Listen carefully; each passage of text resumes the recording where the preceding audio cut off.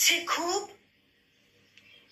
অকাল বর্ষা ভাষায় কেন আজ আমার যত টুকরো টুকরো সুখ। শব্দ হারায় অভিমানের ঠোঁট, পোড়া মনে টুকরো নালিশ ঝড়। বিশ্বাসের আজ ভাঙছে ইমারত, তীব্র দহন ঝলসেছে অন্তর। প্রেমের পায়ে দাসত্ব শৃঙ্খল, দিন যাপনে অভ্যেস হয়ে রও। মন বাড়িটার মিথ্যে মালিকানা,